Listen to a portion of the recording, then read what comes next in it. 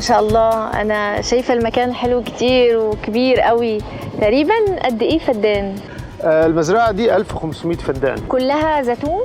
اصلا المزرعه اصلا دواجن، وللحمايه البيئيه لازم يبقى في مساحه بين المزرعه الدواجن والثانيه، بقى كان لازم نزرع على الارض، وعشان كده زرعناها زيتون، عشان الزيتون يصلح في الجو الصحراوي اللي نحن فيه.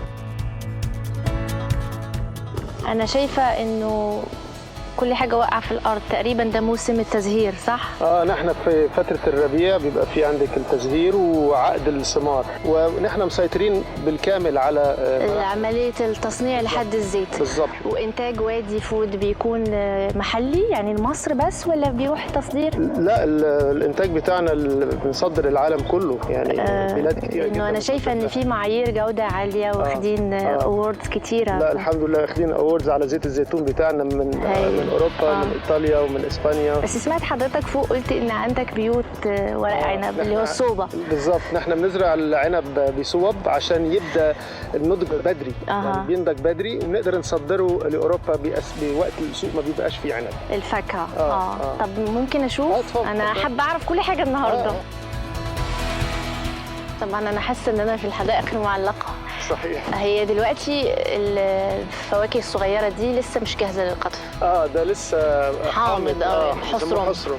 وبتعملوا منتج بورق العنب ولا لا؟ ولا ورق العنب ده في ناس بتيجي بتاخد من عندنا ورق العنب، بس نحن شخصيا لا مش براندد يعني، ده بس يعني انا ممكن اخد معايا. طبعا اكيد. حلتي النهارده ما شاء الله، انا مبهوره بالخضار. الله يخليك. مبهوره جدا يعني. لا المنظر جميل. يمكن احسن صوبه دخلتها في حياتي صوبه العنب.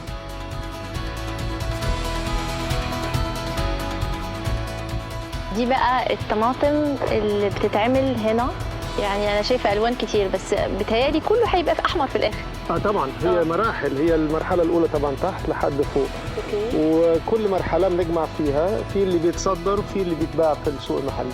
طبعا دي مش زراعه عضويه. لا، هنا جلوبال جاب اللي هي الزراعه السليمه اللي بتسمح لنا نصدر المنتج. والاحجام برضو بتختلف، يعني الشيري الصغيره دي هي اللي بتجي لنا في السوق علب. لا، هو في اصناف مخصصه للشيري، بس دي ممكن كمان تتعبى كشيري. ممكن.